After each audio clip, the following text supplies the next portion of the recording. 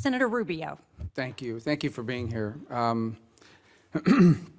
this issue of China, one of the things that makes it such a unique competitor and an adversary in many ways is, unlike the Soviet Union, they are not just a military and diplomatic adversary. They are a technological, industrial, commercial adversary as well. And it's the one I want to focus on because I do think it challenges us in our foreign policy apparatus to combine commerce and trade and technological matters with geopolitics, which are clearly important. They've always been important. The technological and industrial high ground has always been a precursor of global power. So if you look at what China's achieved in the last 10 years ago, maybe even less, they led in none of the cutting edge fields.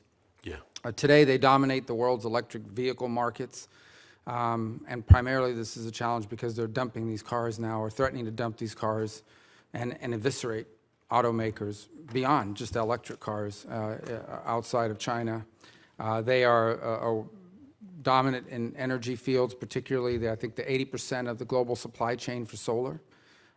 They are technologically a leader in nuclear power in ways that have surpassed our own. And unfortunately, despite the electric cars and nuclear power leadership, they're also the world's largest polluter. So just think about that. But the two I really want to focus on is that I think really go to the heart of power. Number one is by far they're the world's leading shipbuilder. Yeah. They're building aircraft carriers. They're building this fleet of LNG ships. They're even building cruise ships. And we all understand that shipbuilding is at the core of the ability to project power, not just military, but commercial. And they are the undisputed king of basic industrial inputs, steel and cement. And these things that are not glamorous, they don't have Netflix miniseries about steel and cement or shipbuilding, but these are at the core of national power. They used to be at the core of our national power. We don't win World War II without industrial power. So how does that fit, this whole view of this domination that they're establishing in these key core industries within our broader confines of something that's not simply military or diplomatic? I mean, how are we melding that into our strategy?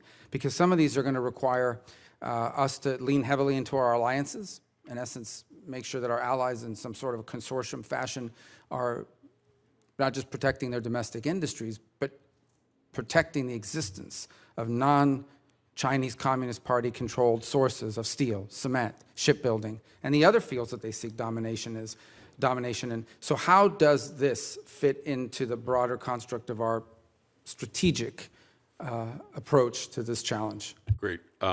Senator, I accept and deeply support that general worldview that you've just laid out. I would just add one or two things on the first part. You know, there is a huge debate in the kind of intellectual foreign policy whether this is another Cold War, right? The one thing I worry about sometimes about that debate is that when you say Cold War, it conjures up views of the struggle we had with the Soviet Union, which, as you describe, is really monochromatic. It was really in a couple of different sectors.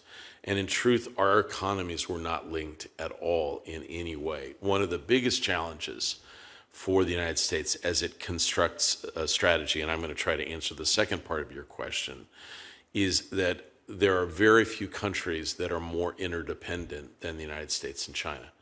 And at the same time, there are very few countries that are more uncomfortable with that interdependence. Both the United States and China are both taking steps to ease, to remove elements of that connectivity, financially, manufacturing, lines of communication. So that's one of the biggest challenges. How do you take steps that then don't hurt your own economy? But the point that you make, I could not agree with you more. If I look, you know, in government is about just surveying a list of challenges, like how can you figure out what to do about it. If I would ask the two things that we really need to get our act together on, naval shipbuilding, both surface ships, but submarines as well. When I came into the White House, I thought, and I believe still do, that our submarine program is the jewel in the crown, right? But one of the things that became clear looking at AUKUS is how much more, and I thank the people at this committee, that we had to invest in our own industrial base just to keep up, just to get subs back in the water that are in dry dock. We just have to do better. And the truth is, there are a lot of reasons why shipbuilding is challenging. We've got strong shipbuilding in the Northeast. We don't have enough workers.